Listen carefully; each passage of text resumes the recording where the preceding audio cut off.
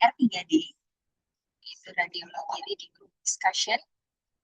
Mungkin buat dokter-dokter sekalian yang udah familiar dan udah selalu ikut bersama kita tiap bulan, selamat datang. Tapi buat dokter-dokter yang baru pertama kali join bersama kita di acara kali ini, saya jelaskan sedikit. Jadi ini adalah acara rutin yang diadakan oleh Departemen Radiologi RSCM setiap bulan. Dan sama kita buatnya setiap bulan purnama. Jadi biar pada ingat nih dokter-dokter sekalian, kalau lihat di pada purnama, selalu ingat RTD atau radiologi reading discussion. Nah, di acara kali ini, kita konsepnya akan ada beberapa kasus, 3 sampai 4 kasus yang memang real case ditangani oleh kita di RSCM. Ini kasus-kasusnya akan didiskusikan bersama saya dan tentunya hadir dua narasumber yang sudah hadir bersama kita pada sore hari ini, yaitu Dr. Marsal dan Dr. Tan. Selamat sore, dokter. Selamat sore. Sedang Masih di nyampe belum jalan, atau maaf. di jalan?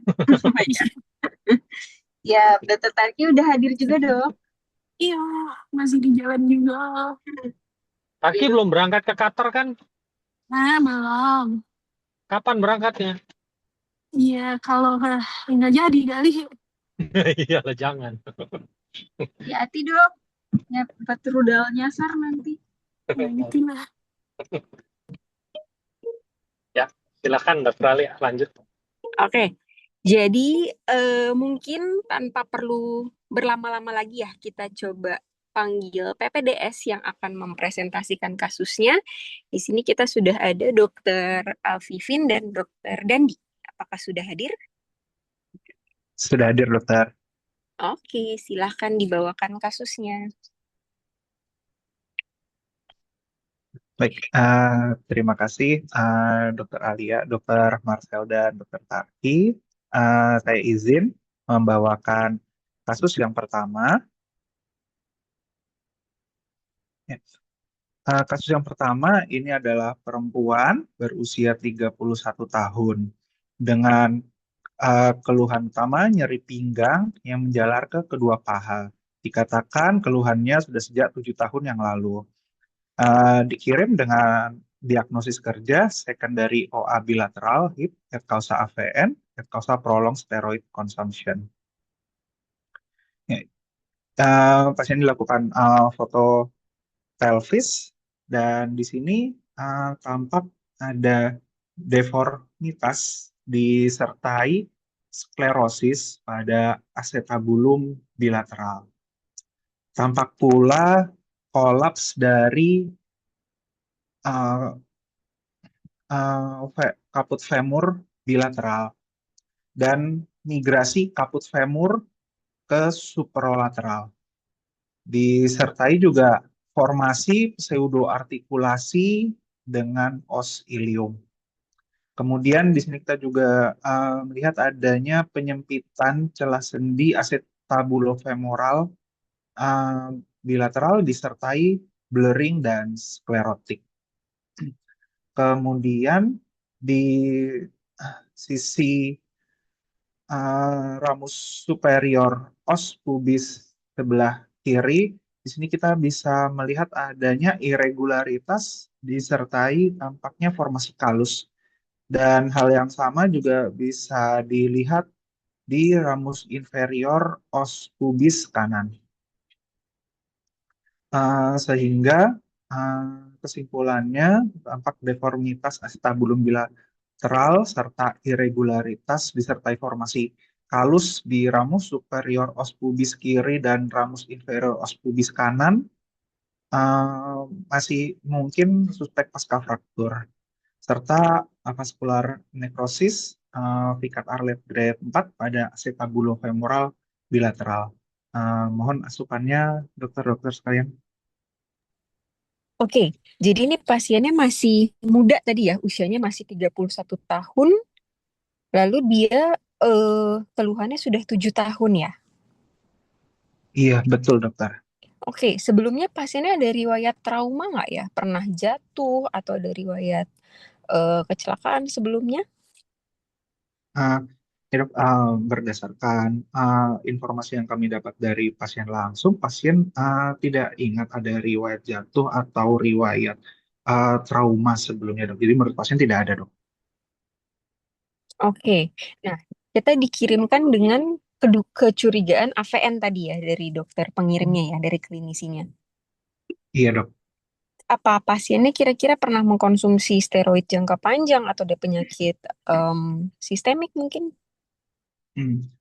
Iya, Dok. Jadi ceritanya 7 tahun lalu tuh pasien sempat berobat di rumah sakit luar, Dok. Dan bertemu dokter ortopedi, dan dokter ortopedinya melihat tangannya pasien itu jarinya bengkok-bengkok, Dok, sehingga dari saat berobat itu diberikan resep berupa metilprednisolon dan meloxicam. Kemudian pasien merasa perbaikan, Dok. Nah, tapi pasien itu tidak pernah kembali ke dokter tersebut dan hanya membeli methylprednisolon dan meloxicam selama berulang-ulang selama 7 tahun ini, Dok. Jadi tanpa pengawasan dan tanpa resep resmi dari dokter, Dok. Dan sekarang baru dirasakan keluhan yang memberat, datang kembali dan dirujuk ke RSCM, Dok. Oke, menarik ya. Jadi memang pasiennya ada faktor resikonya berupa penggunaan steroid jangka panjang, tapi tidak ada riwayat trauma. Nah, kenapa saya tanya riwayat trauma? Karena kalau dilihat dari foto polos ini, yang jelas bisa kita lihat ini mungkin nggak cuma hanya AVN ya. Jadi kita lihat udah ada deformitas tuh dari sendi panggul bilateral dan juga atap acetabulumnya juga kelihatannya sudah deformitas bahkan sudah sampai protrusio. Tadinya saya pikir untuk pasien usia muda dengan kelainan seperti ini masih mungkin tadinya dia mengalami fraktur mungkin dari atap acetabulumnya disertai dengan dislokasi dari sendi panggul bilateral. Gimana kalau dari dokter Tarki mungkin ada pendapat nggak dok untuk kasus ini?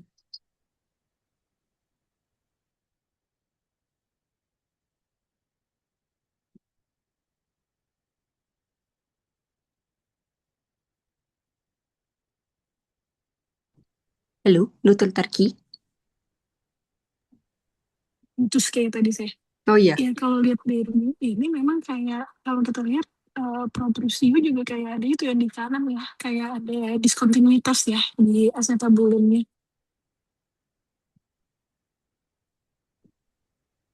Iya, kayak jebol ya dok ya. Acetabulum yang kanannya Mm-mm.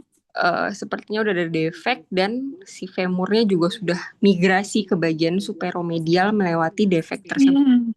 Ya kalau yang itu ya kalau yang di kiri kan ada ya, yang di kiri itu kan kayak superlateral memang ya migrasinya, tapi kalau yang di kanan itu kok kayak ada apa diskontinuitas korteks terus eh, sama migrasi yang mungkin bisa dibilang migrasi ke medial ya atau kayak ke aksial dari si carpal tunnel yang gitu.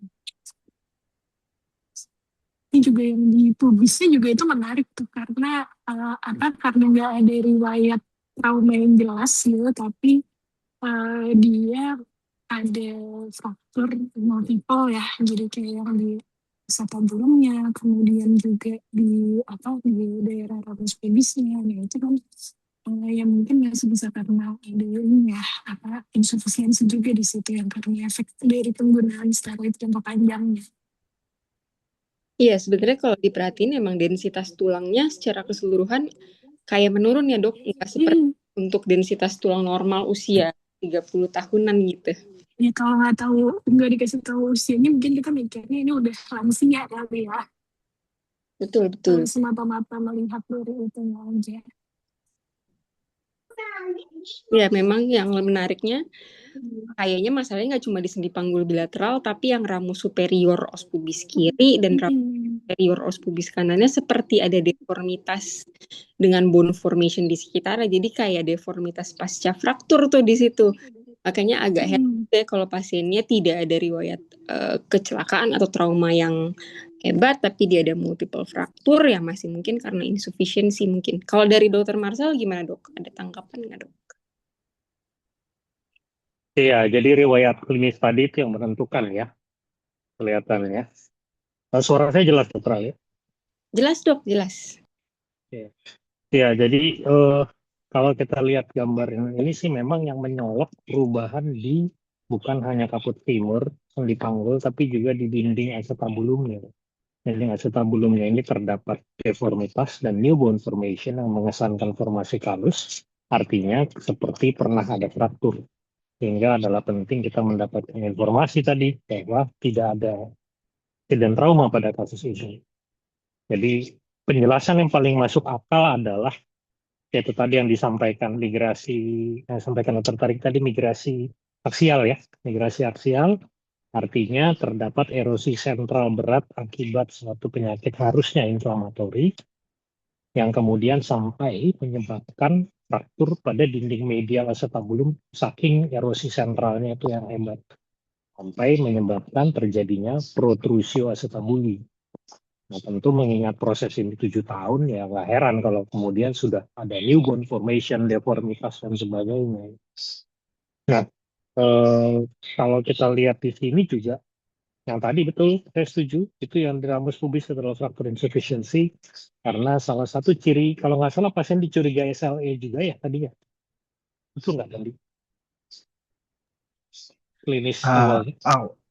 awalnya dicurigai RA dok karena waktu berobat Oh, di rumah sakit luar dulu tangannya terkesan ya, deform. ya, ya, ya memang. Atau bisa juga karena ini ya, apa? eh, apa nggak banyak bergerak apa namanya inactivity ya karena tentunya dengan hip seperti ini pasti hipnya tuh nggak banyak berfungsi itu sehingga juga nyeri kali jadi ya dengan sendirinya kalau dia ada densitas tulang yang turun kemudian ada fracture insufficiency di pubis ya masuk akal sekali. FI joint ini bagaimana? Kusi ya kayak agak suram ya kalau kita lihat ya. Kayak agak suram, cuma masalahnya ini juga proyeksinya jadi semi-semi inlet view gitu ya dok. Mungkin karena dia memang deformitas daerah panggulnya, jadi mungkin nggak bisa true AP gitu. Kalau kita lihat kan gambarannya kayak pelvic inlet gitu. Walaupun ya Iya. hijaunya tetap kelihatan emang agak suram sih. Ya, artinya pelvis ini berada dalam posisi anterior tilting istilahnya. Jadi seolah kita bikin proyeksi AP tapi kelihatannya seperti inlet, padahal karena dia miring ke arah depan, ya, nyorong ke arah depan, rotasi atau tilting ke arah anterior. Itu biasanya pada konteks ini tentu penyebabnya saya rasa adalah karena traksi dari musculus iliopsoas. Karena iliopsoas itu kan nempelnya ke trochanter minor. Nah, dengan dia protrusi acetabuli, dia jadi ketarik semua kan ke atas. Hingga dengan sendirinya jadi antefleksi, kalau misalnya jadi anterior tilting. Itu sih menjelaskan semua sih kelihatan. Jadi ya menurut saya sih model seperti ini jangan bilang AVN dulu ya. Karena ada masalah yang lebih besar daripada itu. Mungkin itu tambahan saya, Dokter Ali, yang kasih.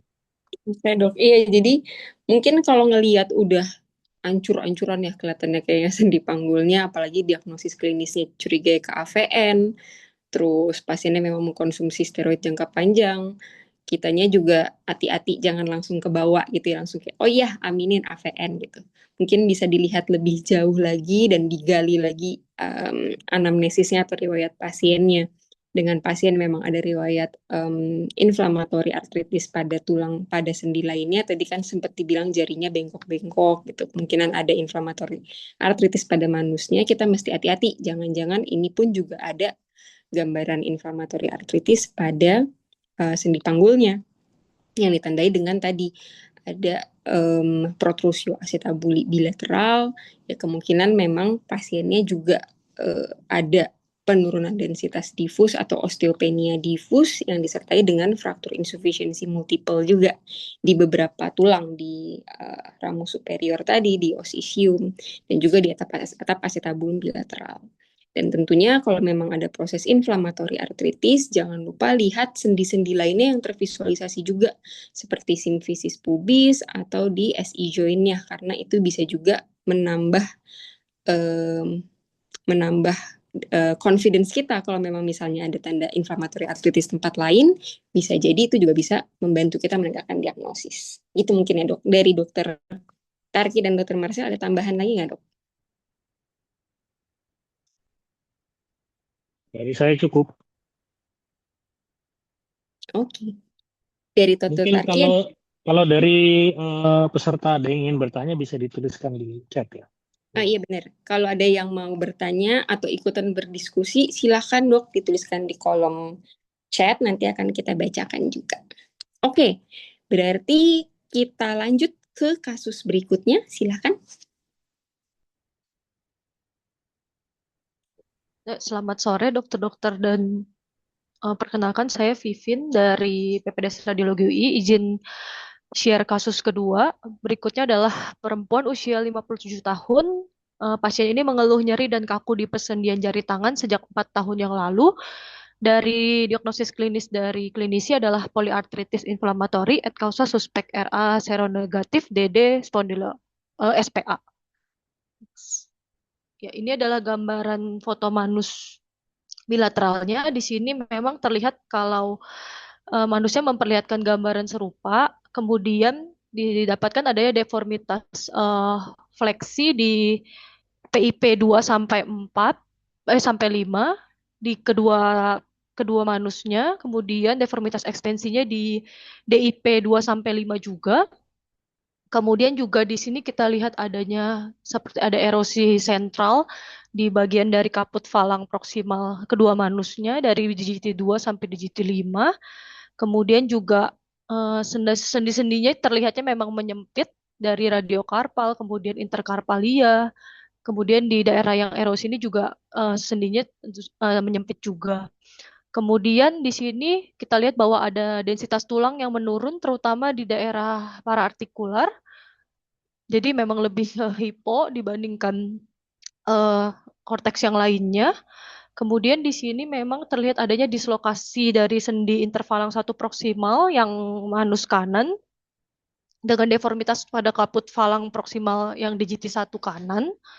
Dan di sini juga ada fraktur avulsi di sini dari proses styloides ulna kiri. Dan dari gambaran ini mungkin curiganya ke gambaran inflamatori artritis manus yang sudah berat, Dok, karena sudah ada deformitas fleksi dan ekstensinya. Sama mungkin bagian dari non-unionnya ini bagian berbeda dari si inflamatori artritisnya, Dok. Mohon asupannya, dokter. Menarik ya kasusnya. Kalau kita lihat tangannya udah bengkok-bengkok. Oke, tadi pasiennya usianya berapa? 57 tahun, dokter. 57 tahun, dari klinisinya curiga suatu aksial spondiloartropati ya. Suatu inflamatori artritis ya. Inflamatori artritis, Dok. Oke, pasiennya nggak ada riwayat trauma atau riwayat udah minum obat apa sebelumnya? Pasiennya ada riwayat trauma, tapi sebelum trauma pun dia sudah seperti ini, Dok. Jadi mungkin yang 2020 katanya ada kecelakaan yang melibatkan si jari kanan ini, yang jempol ini.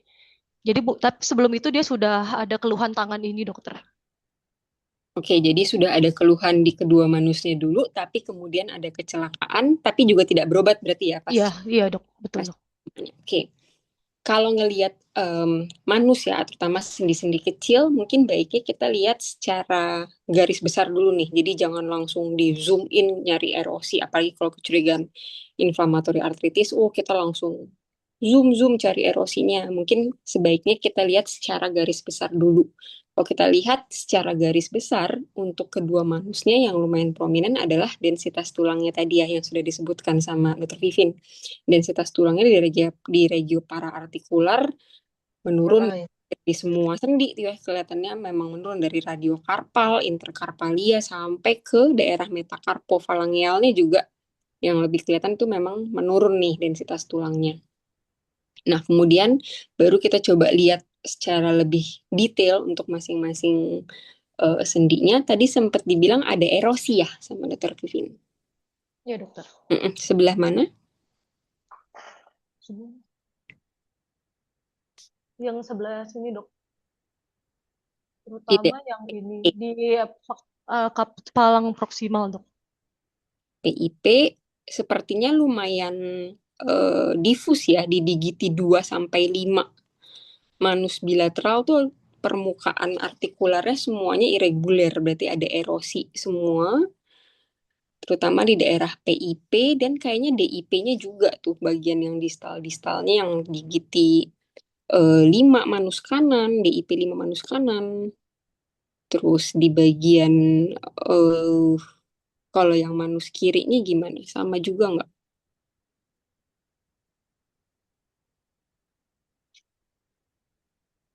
Kayaknya sama ya dok, yang terutama yang di proksimal, palang proksimal. Ya, rata-rata di PIP-nya ya, Iya, di di PIP PIP. nggak terlalu kecuali tadi yang di manus kanan. Oke, jadi distribusinya hampir semuanya bahkan bilateral relatif simetris tapi di daerah PIP. Nah, kalau dari Dokter Marcel gimana nih dok? Ada tanggapan nggak dok untuk kasus ini? Iya, ini udah ada diagnosis sebelumnya tadi apa? Saya nggak ngikutin, sorry. Ini dok, poliartritis inflamatori, suspek RA seronegatif DDSPA dok. Oh iya, inflamatori ya. Bisa Ya. lihat lagi gambarnya.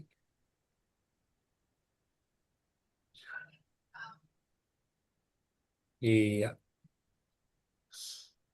Oke, jadi di sini memang ya betul, setuju perubahan memang banyak sekali pada daerah sendi-sendi PIP ya. PIP, DIP nggak terlalu. PIP dan MCP. MCP 1, 2, 3, 4 itu semua bisa kita katakan menyempit, jadi ada erosi sentral. Dan kelihatan yang lebih menyolok sih terutama yang di beberapa bagian ya.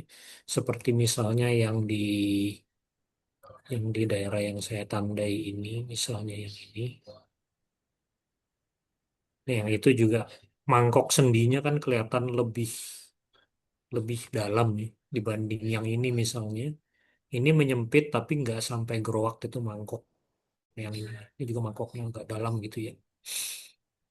Dan yang lebih parah tentunya adalah erosi yang di daerah PIP. Cuma yang menarik di sini adalah PIP-nya juga nggak cuma ada erosi, baik sentral maupun marginal. Ini terutama yang di sini juga hampir fusi nih. Tapi yang di bagian tertentu seperti kayak di sini nih, itu sepertinya ada newborn formation ya. Di sini juga nih, seperti ada newborn formation. Dan hal yang sama juga kita jumpai di sini, oh malah di sini yang kelihatan pola itu pencil in cup ya. Kalau erosi sentral berat dengan botanier deformity ya, saya rasa. Yang ini juga botanier, ini juga botaniernya parah nih. Jadi bilateral simetris juga antara kanan dan kiri sama-sama di giting 4-nya botanier deformity, 5-nya juga sama. Dan yang kita tahu tadi dari ceritanya, untung ceritanya jelas sih, itu mengenai jempol kanan. Ya, memang jadi kadang-kadang memang masalah tuh jauh lebih mudah kalau kita juga terinformasikan dengan lebih jelas mengenai perjalanan. Oleh karena itu kan pelajarannya selalu seperti itu. Jangan perlakukan ini sebagai foto. Perlakukan ini adalah sebagai pasien. Jadi kamu harus mau tahu baiknya the whole story. Kalau kita cuma melihat ini sebagai foto, habis itu kita biasanya akan bingung sendiri. Gitu ya. Tapi kalau kita lihat ini sebagai pasien, maka kita akan tahu berbagai macam hal-hal lain yang tentunya bisa mempengaruhi gambaran yang kita lihat di sini. Nah, memang di interkarpal nggak terlalu banyak, cuma osteopenia paraartikuler juga jelas pada level MCP. Dan juga kita lihat di radiokarpalnya juga seperti udah ada perubahan ya. Kelihatannya stiloidnya juga bermasalah. Ini semua ujung-ujungnya. Bahkan yang ini seperti kayak, ya makanya dia pernah ada riwayat trauma sebelumnya kali ya. Ini juga seperti ada yang pernah patah. Ini juga kayaknya pernah TFCC injury gitu ya. Dan lain-lain dan lain-lain. Jadi ya nggak ada imaging pas dia trauma yang 7 tahun lalu. Nggak ada dokter karena dia nggak berobat dokter. Oh nggak berobat. Ya udah.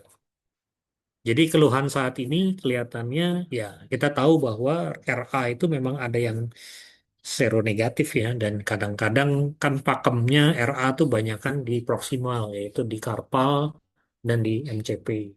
Sementara yang seronegatif biasanya lebih di DIP dan PIP.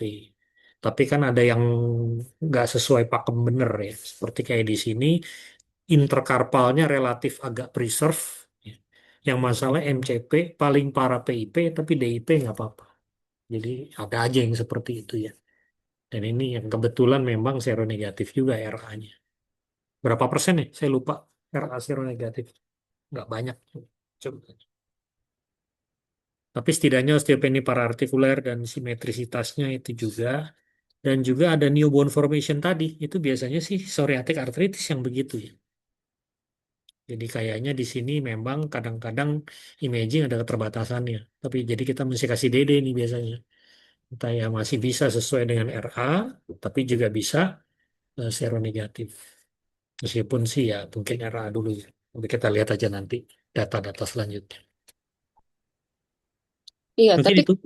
kalau kalau psoriatik bisa bilateral simetris juga nggak dok? Karena yang saya tahu secara teori memang kalau psoriasis itu dia lokasi predileksinya justru di distal, tapi dia biasanya nggak bilateral simetris ya dok ya. Ya, itu dia. Jadi memang ya, ini kayak timbangan antara pro dan kon dari masing-masing gitu ya. Hmm. Tapi tentunya ya kita juga jangan terlalu saklek dengan literatur karena biasanya memang eh, ya RA biasanya nggak bikin newborn formation.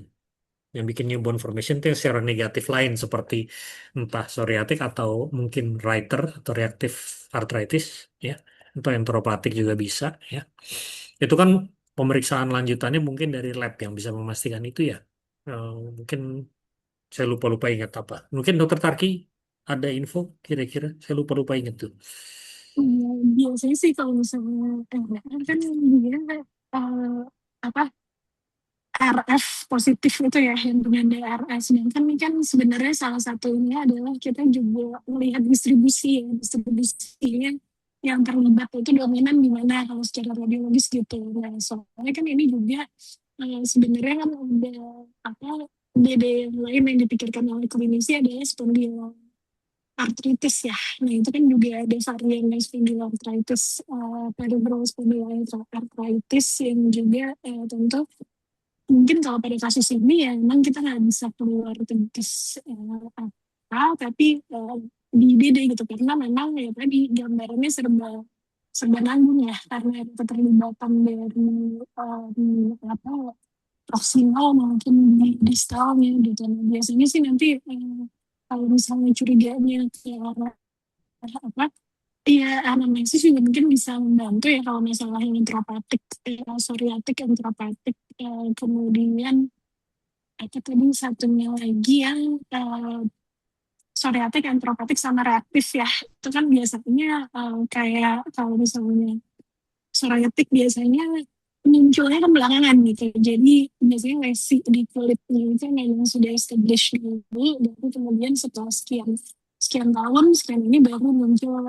masalah di sendi gitu. Kemudian yang masalah enteropatik itu juga mungkin bisa digali. Jadi nggak semata-mata kita berdasarkan gambar biologisnya aja, tapi juga didukung dengan temuan klinisnya. Kalau reaktif kan memang biasanya terkait dengan bisa terkait dengan infeksi yang lain ya, ada infeksi kronis kemudian menjadi reaktif artritis, walaupun kali sih kalau saya nggak salah ingat reaktif artritis itu di daerah-daerah manus jarang ya, lebih sering dia di daerah ankle kalau saya predileksi itu namanya reaktif artritis gitu. Nah kalau untuk yang apa spondylol biasanya labnya LHLD27 itu biasanya diperiksa terutama buat yang apa spondyloartritis ya. Cuma kan itu nanti juga kita harus membedakan antara perifer dan apa biasanya membedakan antara perifer dan aksial gitu tergantung dengan keterlibatannya dominannya di mana gitu di aksial kah atau ada keterlibatan dominan apa di perifernya, tapi memang yang itu tadi biasanya kalau ada newborn formation maka itu juga bukan merupakan satu hasilnya RA ya, tapi itu lebih ke arah apa yang seronegatif yang lain gitu. Nah, kalau misalnya seronegatif tapi kecurigaan RF, saya kalau misalnya itu ada protein apa gitu yang diperiksa, itu yang biasanya kalau itu positif, kemudian itu nanti yang akan mengarahkan ke arah RA sih. Itu sih masih dipakai apa enggak ya sekarang yang itu, tapi kalau dulu sih seingat saya ada satu jenis marker khusus gitu yang dipakai untuk membedakan apakah dia RA yang seronegatif atau RA yang atau seronegatif yang lain gitu, inflammatory arthritis yang seronegatif lain. Seingat saya sih gitu dokter saya. Jadi emang mesti ditambah lagi, mungkin digali lagi ya tadi kan ya dokter tadi. Kalau Iya. psoriasisnya didahului sama lesi kulit dulu ya. Biasanya kan kulitnya kemerahan, kering gitu ya. Kalau di pasien ini ada nggak dokter Vivi?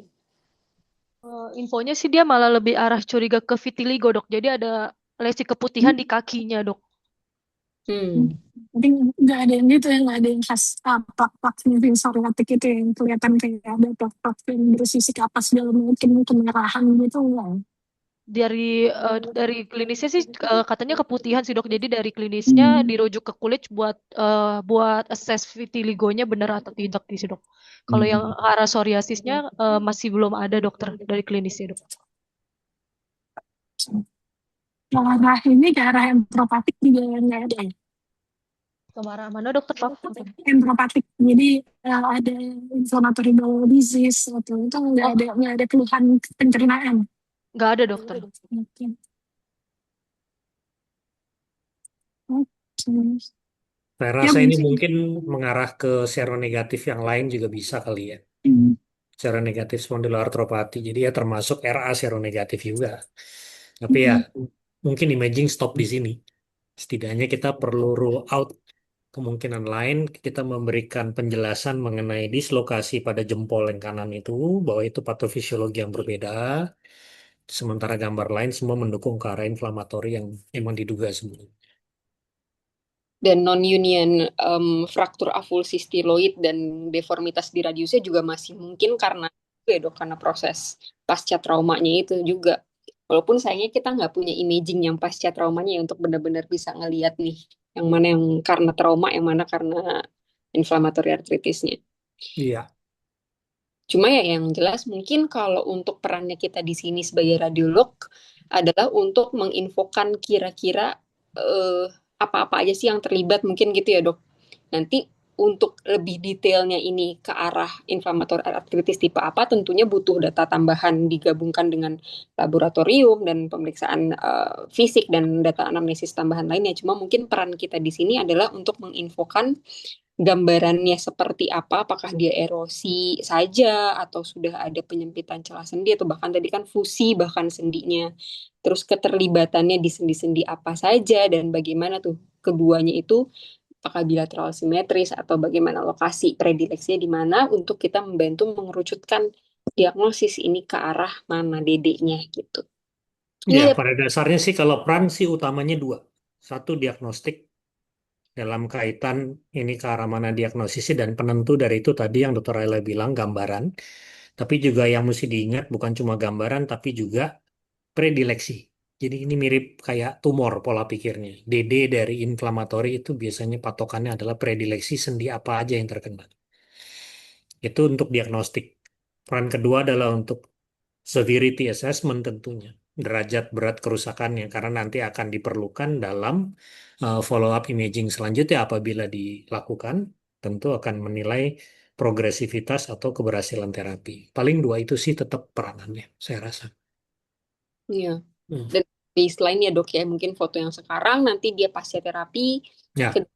seperti apa, apakah membaik atau tidak atau malah menjadi fusi atau makin jelek gitu. Dok, ada pertanyaannya dok di kolom komentar dari Dokter Neti Lubis. Apakah pasien ini perlu dilakukan HRCT untuk menilai CTD ILD connective tissue disease interstitial lung disease? Oh, berarti HRCT toraks mungkin ya dok. Mungkin kalau yang saya tahu memang biasanya pada pasien-pasien dengan inflammatory arthritis atau pada skleroderma tuh yang lumayan rutin dilakukan HRCT di kita ya di RSCM untuk screening apakah ada interstitial lung disease juga atau enggak. Tapi kalau untuk selain skleroderma saya nggak tahu tuh dok. Kira-kira rutin nggak ya kita lakukan di RSCM? Saya juga nggak tahu terus terang. Mungkin dokter Kayaknya Tarki. RA kayaknya udah mulai deh. ARA Soalnya ya. tadi baru ini baru menguji kasus mengenai ini. Oh, Oh, oke. Jadi Maksudnya RA memang pathway baru ya? Apa? memang Protokolnya sudah begitu? ada, cuma protokolnya begitu. Cuma kan kalau mungkin pada kasus yang benar-benar udah tegak ya. Kalau yang ini kan kayaknya Oh, kita masih mencari diagnosis juga ya. Tapi kalau pada yang RA itu memang dikerjakan screening dan sayanya juga mungkin nanti mesti lihat lagi sih indikasinya apa ya, untuk apakah semua di screening atau ada indikasi tertentu. Tapi memang kita udah mulai di RSCM sudah mulai dikerjakan ada screening apa yang untuk RA, kemudian juga bahkan dilakukan kalau yang positif gitu dilakukan follow up untuk melihat apakah dia progresi atau tidak. tapi itu tuh kasus-kasus berarti yang sudah tegak ya dok ya, inflamatori. Ya, yang sudah tegak RA, tegak benar-benar RA gitu, dan memang dia belum sepopuler skleroderma. Hmm. susah nih kalau yang nanya konsultan toraks. Bagi pemirsa yang belum tahu, penanya ini adalah Dr. Neti Lubis, konsultan senior dari Sumatera Utara, Medan. Selamat sore, Dr. Neti. Selamat sore, Dokter Marcel. Waduh, ini Jadi kalau kita di Adamalik gimana? itu yang RA itu sudah wajib di screening ya untuk mencegah Hmm. fibrosis ya. Jadi karena Hmm. fibrosisnya itu akan irreversibel sehingga bisa dideteksi lebih awal, maka pengobatannya bisa bekerja sama dengan dokter penyakit dalam bidang rheumatologi. Seperti itu biasanya Dokter Marcel. Dan memang ada penelitian PPDS kami bahwa di connective tissue disease itu untuk diadam malik itu yang terbanyak itu adalah rheumatoid arthritis dan systemic sclerosis. Dua itu leadernya. Makasih Dokter Marcel. Itu pakai Ini itu ya, Dokter Neti, low dose CT non kontras ya? Oh, kita pakai HRCT, jadi hanya menilai paru dan jangan lupa menilai usofagusnya karena sering dengan dilatasi usofagus pada systemic sclerosis tadi. Tanpa kontras? Tahu ya sih tanpa kontras. Systemic sclerosis Oh, kan tidak hanya melibatkan sendi ya, bisa iya. melibatkan GI tract, bisa melibatkan paru, bisa melibatkan juga sistem yang lain. Iya. Itu mungkin tambahannya buat belajar adik-adik PPDS. Wih, Makasih. Dokter. terima kasih Dokter Neti. mudah-mudahan ini nih dokter Neti dari tesis yang tadi pagi ini mudah-mudahan nanti bisa keluar apa cut off, dan juga tadi sih udah keluar ini dokter Neti keluar apa rumus untuk prediksi progresi. Nah, jadi ternyata dari situ yang berpengaruh itu adalah volume yang abnormal gitu. Bukan kan selama ini semua orang ubah-ubah yang high attenuation lesion, kemudian yang low attenuation, tapi ternyata yang paling berpengaruh ternyata volume abnormalnya. Jadi itu mungkin nanti ke depannya bisa ini tuh mungkin nanti bisa kita punya yang data dari kita gitu. Mungkin Ya bisa di mungkin multicenterin RSCM tuh udah nanti. punya ya, dokter. Baru tuh dok, baru Ya tadi itu maksudnya kita udah beberapa kali ketemu juga dokter uh, Yugo ya, aja apa? Renaldi, dokter, Eji, oh iya dokter Eji, Ezia. Vin ini juga udah mulai Hmm. apa namanya memperkenalkan itu dok. Memperkenalkan segmentasi Ya, ini ya, tuh ya, dok. ya. Ya mungkin Kasih. tadi udah ketemu itunya dok, mudah-mudahan nanti mungkin bisa berkembang validasi multicenter Ya, gitu ya. ya. Makasih dokter Tarki. Makasih dokter Neti. Oke, terima kasih Dokter Neti atas masukannya dan ilmu baru juga ya untuk kita terkait HRCT untuk toraks. Mungkin memang pada kasus yang pasien ini ada baiknya kita bisa bantu klinisi dengan memberikan DD dulu Dan memang kalau misalnya terbukti misalnya di rheumatoid arthritis atau apa, baru dilakukan screening untuk organ-organ lainnya gitu, terutama yang tadi untuk di toraks untuk mencegah terjadinya perburukan kondisi. Dan dari kita sendiri juga mungkin untuk di radiografi manus bilateral ini hati-hati kalau memang misalnya ketemu lokasi lesinya itu di terutama di bagian distal. Biasanya kan seringnya orang bilangnya degenerasi nih dok, apalagi umurnya udah tua gitu, udah di atas 50 tahun gitu. Kira-kira kalau dari dokter Tarki ada tipsnya nggak tuh dok? Gimana cara kita ngebedain ini sebenarnya degenerasi atau inflammatory arthritis sih gitu? Karena menurut saya tuh banyak banget yang mungkin bahkan PPDS kita sendiri masih sering bingung nih gimana cara ngebedainnya. Apalagi kalau tadi ada bone formation, mungkin bisa dikira osteofit marginal mungkin. Ya, sebenarnya balik ke itu lagi ya, balik ke tiga tanda degenerasi dan tiga tanda inflamasi. Jadi kalau inflamasi maka di situ kita akan ketemu erosi, kemudian kita akan ketemu edema jaringan lunak, dan itu yang kita nggak ketemu pada si degenerasi gitu. Kalau degenerasi kan ketemunya ada formas osteofit, kemudian dia eh, bisa ada sklerosis gitu kan. Nah, nggak ada si ininya, nggak ada penebalan jaringan lunaknya. Nah, tapi mungkin simetriknya nih kalau di sini juga yang penting adalah simetri. Simetrinya berbeda dengan yang bilateral apa enggak. Tapi simetri yang kita lihat di joinnya itu sendiri. Jadi kalau misalnya inflamasi, maka di nyempitnya itu akan lebih bareng-bareng gitu. Eh, karena prosesnya kan sebenarnya sistemik ya gitu. Nah, sedangkan kalau misalnya dia degeneratif karena di situ sedikit banyak ada pengaruh biomekanik segala macam. Nah itu jadi dia biasanya akan uh, non istilahnya dia non uniform gitu. Jadi dia menyempitnya itu lebih di daerah-daerah yang memang dia tekanan biomekaniknya itu lebih tinggi gitu dibandingkan dengan yang lain. Jadi simetri yang harus dilihat tidak hanya simetri yang secara dia bilateral apa enggak, tapi juga simetri di intra sendinya itu sendiri gitu. Apakah semuanya bareng-bareng uniform bentuknya atau dia uniform gitu. Kemudian ya itu tadi erosi apa enggak, dan ada ada formasi osteofitnya atau enggak gitu. Nah, soalnya kan bahkan pada yang model-model erosis osteoartritis itu kan tetap aja kita menemukan adanya pembentukan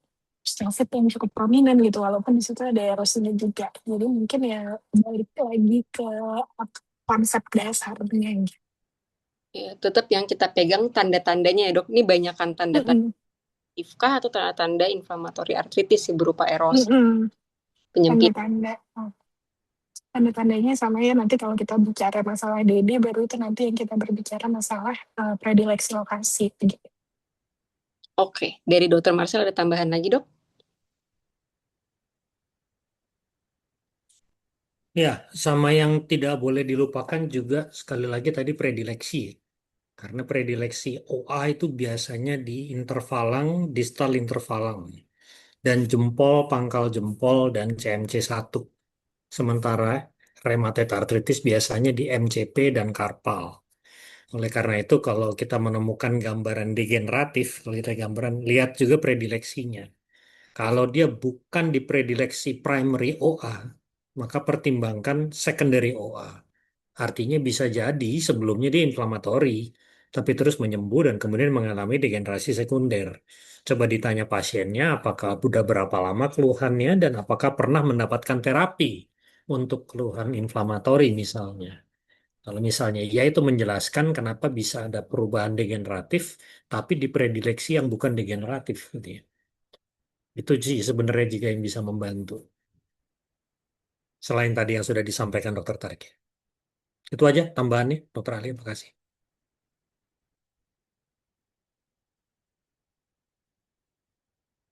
Loh, Dokter Ali hilang.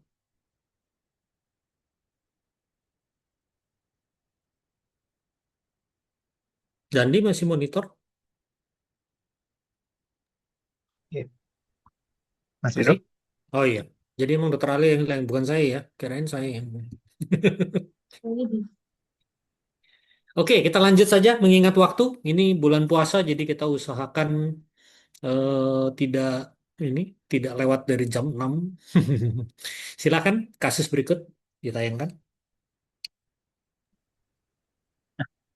Eh, Baik, izin membawakan untuk kasus berikutnya.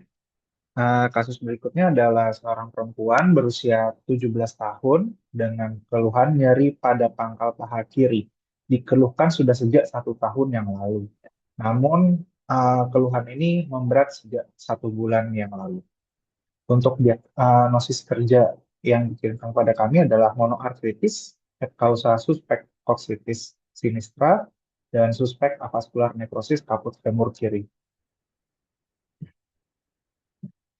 Eh, Berikut untuk eh, pemeriksaannya, untuk temuannya di sini tampak adanya irregularitas, kemudian lusensi subkondral dan kolaps, suspek kolaps parsial di sisi medial kaput femur kiri, disertai dengan penyempitan dari celah sendi hip kiri, kemudian ada sklerosis subkondral dan gambaran subkondrasis di regio acetabular roof sebelah kiri. Dan densitas dari os femur kirinya di sini kesan menurun. Kemudian untuk sendi panggul kanan, sendi sakroiliaka dan simfisis pubis kesannya masih baik. Sehingga untuk kesimpulannya sugestif osteonekrosis dari kaput femur kiri dengan degenerasi sekunder sendi hip kiri serta osteopenia femur kiri. Mohon masukannya, dokter.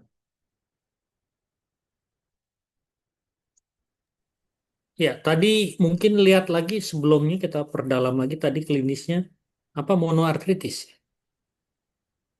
Iya, dok. monoartritis ya, atau avascular necrosis. Monoartritis berarti ini infeksi maksudnya ya. Hmm, nyeri tapi udah 1 tahun. Berarti artinya kalau ini memang benar yang dicurigai adalah infeksi. Kalau kita monoartritis kan biasanya pikirnya infeksi. Dan kalau infeksi 1 tahun berarti proses yang sifatnya kronik. Berarti harusnya infeksi TB ya.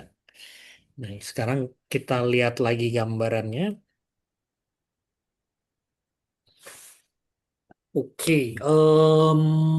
ya, yang kita lihat masalahnya terutama adalah di sendi panggul kiri, ya, dan di panggul kiri ini yang kita lihat utamanya adalah celah sendi yang menyempit, terutama bagian superior dari sendi panggul dengan korteks subartikular yang irreguler. Hal lain yang juga menonjol adalah penurunan densitas pada kaput femurnya, terutama bagian superolateral, dan juga ada kista subkondral di acetabulumnya, ada sklerosis sedikit reaktif di acetabulumnya, dan kelihatannya seperti ada jaringan lunaknya justru kayak malah atrofi ya, ipsilateral ya, tadi ya. Iya, dok. Iya, kayak kita bisa lihat kan otot gluteusnya di sini, kalau yang kontralateral kan ini kan tebelnya segini nih, otot gluteusnya nih. Sementara yang ini kan cuma segini tebelnya, ya. Dan fatnya kelihatan fat stripe-nya lebih banyak gitu ya. Jadi kayaknya sih ini sesuatu yang kronik dia dalam nggak menggerakkan ya. Nah, bisa di zoom itu saya agak tertarik dengan sacroiliac joint kiri. Sayangnya tertutup artefak udara usus, tapi kalau yang kanan kan jelas ya. Tapi kalau yang kiri kok agak meragukan ini.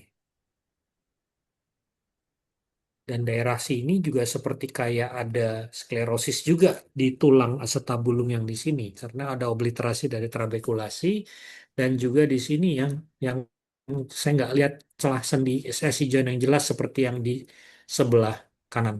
Bisa intip ke atas lagi sedikit.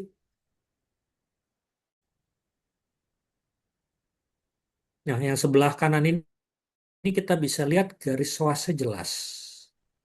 Sementara yang kiri kok kelihatannya tidak jelas ya.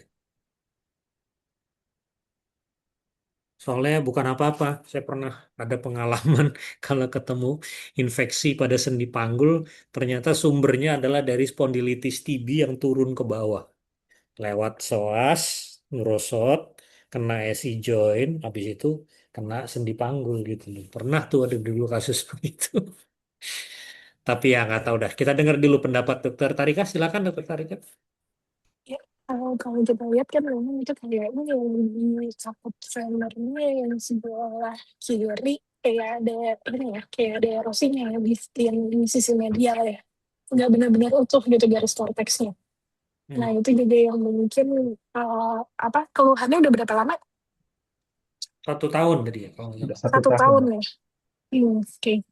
Ya kalau misalnya 1 tahun, kemudian kalau kita lihat di sini kan dia sudah mulai ada erosi di media, kemudian ada apa? Tapi celah sendinya sendiri tuh kayak relatif reserve ya, malah kelihatannya jadi kayak ada proses ini ya, degenerasi sekunder ya gitu, karena bisa ada kista supraartikular di situ, terus jadi kayak agak mulai migrasi ke supralateral gitu, tapi yang di daerah yang erosinya justru dia kelihatannya preserve aja gitu celah sendinya. Memang kalau misalnya monoretikular, kita nggak pernah bisa melepaskan infeksi dari ini ya, dari kita punya differential diagnosis gitu, karena pasti infeksi apa harus selalu masuk gitu kalau memang terbukti dia secara klinis, secara ini dia monoartikular, maka infeksi itu nggak boleh kita lepas, tetap harus kita buktikan bahwa itu bukan infeksi gitu loh kalau misalnya berhadapan dengan artritis yang monoartikular.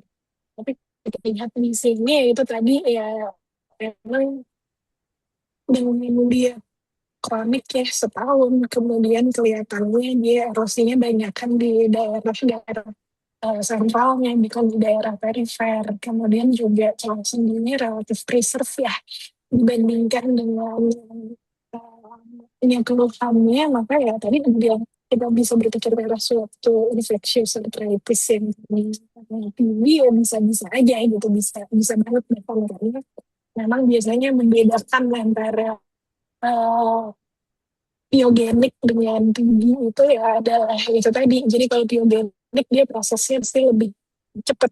Kemudian dia punya apa, penyempitan celah sendinya itu juga akan kelihatan lebih cepat juga karena deskripsinya terjadi juga lebih cepat kalau pada proses-proses yang biogenik.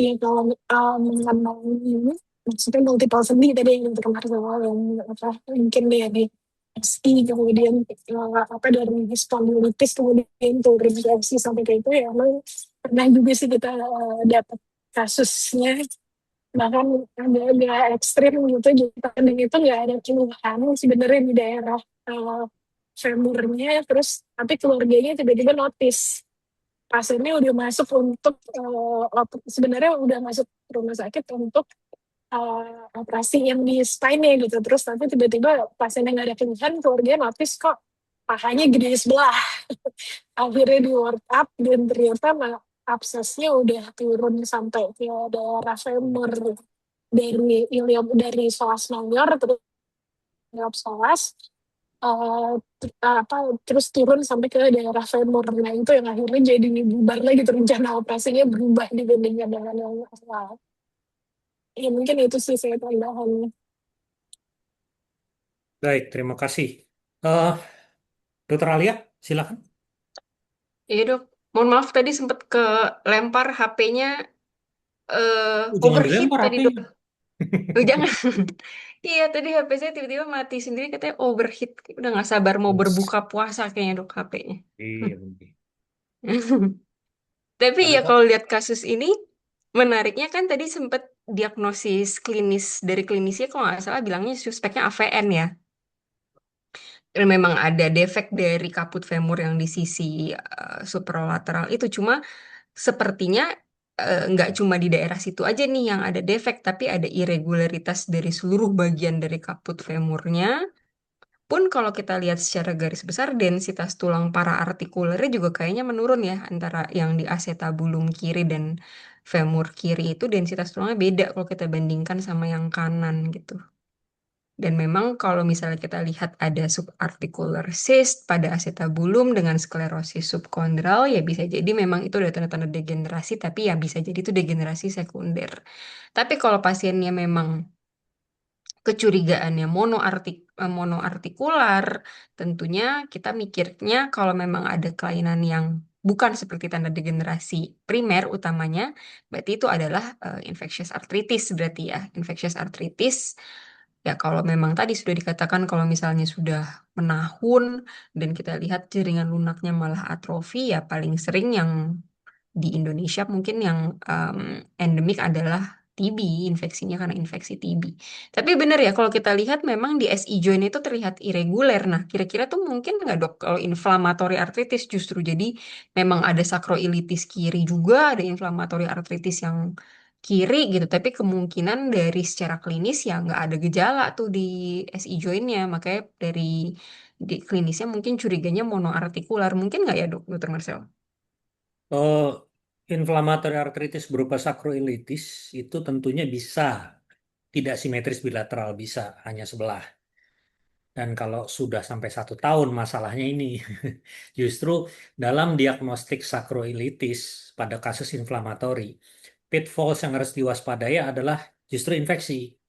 Karena Hmm. infeksi bisa mimik juga dan intinya adalah treatment itu sama sekali berbeda gitu. Jadi menurut saya sih tetap nggak boleh mengeluarkan infeksi dan infeksi yang harus dipastikan dulu. Ya. Karena memang ya biasa standar kasus seperti ini kemudian yang menjadi pertanyaan PPDS yang sering adalah bagaimana menulis dalam report, apakah kita tulis AVN stage 4 atau kita tulis infeksi. Bisa nggak AVN stage 4 yang juga infeksi? Jadi ada AVN-nya juga, ada infeksinya juga. Nah, itu yang tentunya perlu menjadi perhatian kita dalam membuat reporting. Kalau saya sih, usul saya adalah bahwa kita pendekatannya tetap harus holistik, ya. Dalam artian lihat kasus ini sebagai pasien, bukan sebagai foto. Maka sebagai pasien, sekarang kita lihat apa konsekuensinya kalau kita bilang ini AVN stage 4. Stage 4 udah degeneratif, udah nggak bisa diapa-apain. Pastinya adalah hip replacement atau hip arthroplasty atau hip replacement, antara dua itulah. Prostesis lah, singkat kata. Tapi kalau ini adalah infeksi, nggak bisa langsung pasang prostesis. Harus debridement dulu, antibiotik dulu. Setelah infeksi teratasi, udah tinggal sisa-sisa reruntuhannya, barulah kemudian direncanakan untuk prostesis. Kenapa demikian? Karena kalau ini dianggap AVN stage 4, udah advance. Kalau ini AVN masih stage 1 atau 2, misalkan ini betulan AVN-nya, maka terapinya adalah dekompresi. Dibor tuh dari trochanter sampai ke kaput supaya ngurangin pressure di kaput femurnya dengan harapan nanti kerusakan atau kolaps area yang nekrosisnya di kaput femur itu lebih minimal. Tapi kalau sudah advance, sudah setahun, sudah degeneratif, maka udah nggak ada lagi istilah dekompresi ya, tentunya pilihannya adalah prostesis gitu ya. Nah, jadi sekarang melihat pertimbangan kedua pertimbangan tersebut, mendingan tulis mana dulu, infeksi dulu atau AVN dulu. Tentu buat saya sih infeksi dulu lah. Infeksi dulu ya. Iya, karena dia harus debridement kalau emang infeksi. Ujungnya sih prostesis juga sama. Kalau kita sebut AVN, infeksi dilupakan, terus langsung pasang prostesis, gagal prostesisnya karena ada infeksi kan, nggak boleh kan pasang implan dalam kondisi terinfeksi. Nah, jadi gitu kira-kira daripada kadang-kadang soalnya PPD suka bingung-bingung, ini ada AVN-nya nggak ya? Ada patologi X, tapi terus ada nggak disertai AVN juga? Ya. Nah, emang kenapa terus kalau ada, kalau nggak ada, apa implikasinya kepada pasien? Nah, itu yang saya maksud di sini untuk kita pikirkan gitu loh. Kalau emang nggak ada dampaknya buat pasien, untuk apa? Kita yang harus memilih mana yang urgent nih buat pasien saat ini untuk kepentingan pasien, yaitu pastikan ini infeksi atau bukan. Itu dulu, jangan sampai kecolongan. Jadi harus bilang infeksi dulu kesimpulannya kalau menurut saya. Dan tentunya disarankan modalitas imaging lanjutan kali ya dok ya untuk membantu Pastinya. Iya, apalagi kalau kita penegakan. curiga ada infeksinya turun ke bawah nih dari spine nih. Jangan-jangan SI jointnya atau lumbalnya perlu kita screening juga. Karena TB kan bisa seperti itu soalnya. Ya. Dan yang penting bagi kita adalah reportingnya dok. Jangan oh AVN ya udah AVN-nya aja atau hanya melihat di daerah sendi panggul kirinya aja tapi lihat secara holistik tadi secara keseluruhan. Jangan-jangan ada kelainan pada tempat lain yang bisa membantu kita ngasih clue nih untuk penegakan diagnosis kayak tadi mungkin di SI joint kirinya dan garis psoas yang di sebelah kiri juga agak buram itu bisa membantu kita untuk meningkatkan awareness nih kira-kira mungkin ada satu proses yang di luar dari sendi panggulnya yang bisa membantu kita juga gitu ya dok ya. Ya, itu seninya bikin reporting sebenarnya. Awareness yang diharapkan di sini terutama awareness dari pembaca reporting kita. Khawatirnya kan orang salah tangkap. Ada bedanya loh. Kalau kita tulis ini diagnostik kita adalah radiologi bilang ini adalah AVN hip kiri dengan tanda-tanda infeksi. Beda dengan yang lain diagnosis kita adalah septic arthritis atau infectious arthritis yang disertai AVN. Itu beda loh dampaknya. Orang biasanya kalau udah di belakang-belakang kalimat nggak lihat. Dia cuma lihat awal kalimatnya gitu loh. Masih mending kita tulis ini infeksi artritis. Terserah mau ada AVN, nggak bilang ada AVN juga. Yang penting saat ini adalah infeksinya sebenarnya. Tapi jangan dibalik, jangan malah tulis AVN-nya dulu, baru kemungkinan infeksi atau disertai infeksi bisa miss orang tuh jadi juga. Itu yang kadang-kadang emang bikin reporting tuh gampang-gampang susah. Ada istilah hype-nya itu. Ada istilah Kenapa? yang lagi hype itu, actionable reporting. Apa? Actionable reporting. Actionable reporting. Maksudnya? Jadi ya dari reporting kita itu klinisnya bisa apa actionnya dia next apa. Itu lagi ramai itu dibahas. Oh, actionable reporting. Mm-mm. Maksudnya reporting yang menginduksi suatu action Kalau saya nggak selanjutnya salah ya, apa-apa. kalau saya nggak salah itu istilahnya Oh, itu pokoknya tentang itu nih itu di ICR yang besoknya dibuka tuh lagi ramai tuh PCR yang di sesi-sesinya Europe yang di khusus. Wina Ah, ah, itu lagi ramai tuh dibahas. itu bakal jalan nggak ya? Orang lagi, Jalan tetep. ya Ya paling kan orang dia sesama Eropa yang datang ya. Yang kita ada. yang dari kita juga udah pada datang tuh udah di sana. Lah pulangnya lewat mana? Mereka kayaknya ya tergantung kan hubnya banyak sebenarnya. Tinggal Hmm. tergantung harga. Ya, ya, ya. Ya ini sih apa ya, kan online juga bisa. Tergantung jalur Itu yang rudal lagi tuh. Kira-kira jalur rudalnya apa lewat mana? Jadal, online jadal. mana. Itu yang lagi hype itu sih mengenai reporting yang apa reporting yang kayaknya udah 2-3 tahun belakangan ini selalu dibahas mengenai reporting yang bahkan ada workshop Iya. Prof Griffith tuh tiap tahun buka workshopnya itu di CR untuk reporting SK. Nah kemudian yang sekarang yang paling baru itu ya gimana caranya supaya report kita itu bisa ditindaklanjuti sama klinisi. Hmm. Ya, Jadi ya Prof kayak Griffith emang sering menjembatani. buat itu. Bagi member Jakmus itu ada di submenu recommended reading ya. Silahkan klik aja di situ. Itu ada tuh reporting MSK artikelnya Prof Griffith itu udah masuk dalam salah satu list kita. Memang Iya reporting itu ini seninya Esperat ya sebenarnya ya. Harusnya tuh ada ujiannya khusus ya untuk bikin reporting ya. Ada mata kuliahnya maksudnya ya. Betul-betul. Soalnya iya. malah bikin orang kejeblos kalau salah bikin. Ya cuma yang rada susah mungkin tiap tiap ini mungkin yang berat nih kalau buat general radiologi sekali karena kan tiap Iya, sistem organ tuh pasti bisa beda-beda ya. actionable itu beda gitu. Hmm, iya. Nah itu tuh tapi ya emang kayaknya baru in itu seingat saya mulai 2 tahun lalu Hmm. baru sekarang keluar yang apa yang harus ditindaklanjuti itu kayak apa. Jadi sebelumnya itu lebih ke arah yang apa sih yang efektif kemudian efisien dan ini ya kalau sekarang yang ngomongnya udah lebih maju lagi ngomongin dampak. Hmm.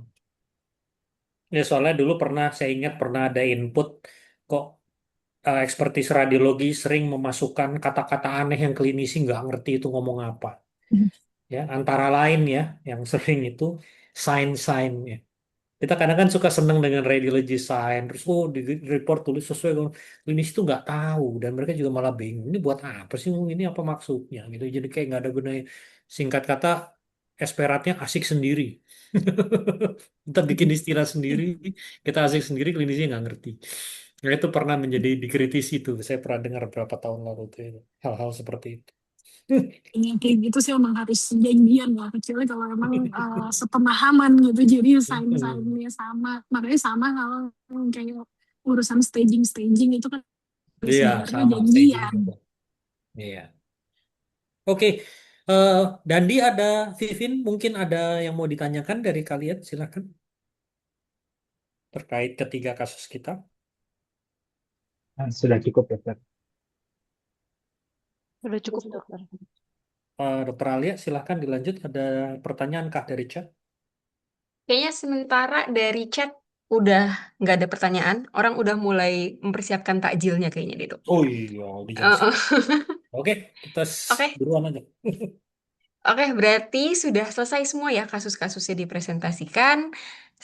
Terima kasih banyak untuk dokter-dokter sekalian yang sudah bergabung bersama kita di sore hari ini. Lumayan ya sambil nemenin ngabuburit gitu, sambil nemenin sebelum berbuka, kita nambah ilmu sedikit.